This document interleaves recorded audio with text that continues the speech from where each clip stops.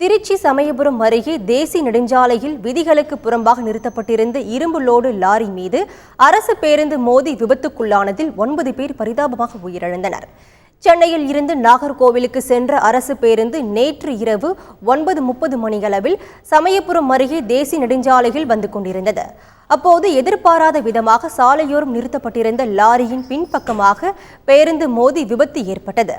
அளவுக்கு அதிகமாக லாரியில் இருந்த இரும்பு தகடுகள் பேருந்தின் ஒரு பக்கத்தை முழுவதுமாக சேதப்படுத்தியது. இந்த விபத்தில் 9 பேர் பரிதாபமாக உயிரிழந்தனர்.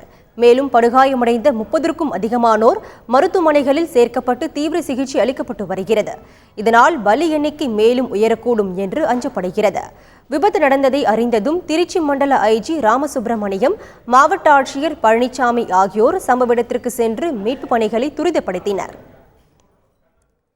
விபத்தில் படுகாயமடைந்தவர்களுக்கு உரிய சிகிச்சை அளிக்க தேவையான ஏற்பாடுகள் செய்யப்பட்டுள்ளதாக திருச்சி மாவட்ட ஆட்சியர் பழனிசாமி தெரிவித்தார். விபத்து குறித்து விசாரணை நடைபெற்று வருவதாக திருச்சி மண்டல ஐஜி ராமசுப்பிரமணியன் தெரிவித்தார்.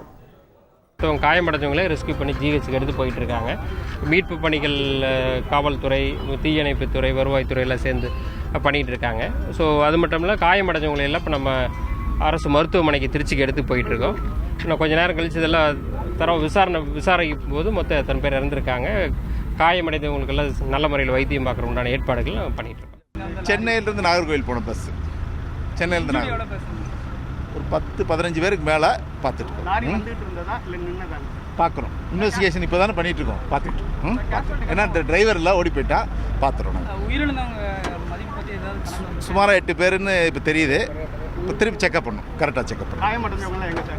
Hospital Srirangam hospital, GH, Trichy GH அது மாதிரி போயிட்டுருக்கோம். எல்லாம் பார்த்துட்டு இருக்கோம். யாருன்னு பார்த்து ஐடென்டிஃபை பண்ணி அவங்க உறவினர்களுக்கெல்லாம் சொல்றதுக்கு ஏற்பாடு பண்ணிட்டு இருக்கோம். நிறைய வேலைகள் இருக்குது போலீஸ்க்கு.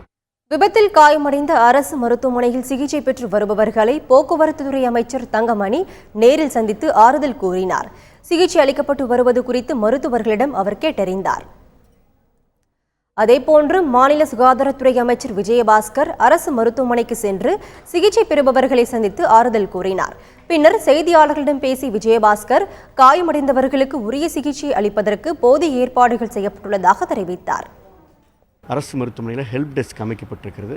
அதேபோல் சிகிச்சை பெற்று அரசு மருத்துவமனையில் 2 பேர் சிகிச்சை பெற்று வருவார்கள் மற்றும் தனியார் மருத்துவமனையில் அருகிலே உள்ள தனியார் மருத்துவமனையில் சிகிச்சை பெற்று வருபவர்களையும் நேரடியாக சென்று அரசு மருத்துவக் குழுவும் மாவட்ட நிர்வாகம் காவல்துறையினர்களும் பார்த்திருக்கிறோம்.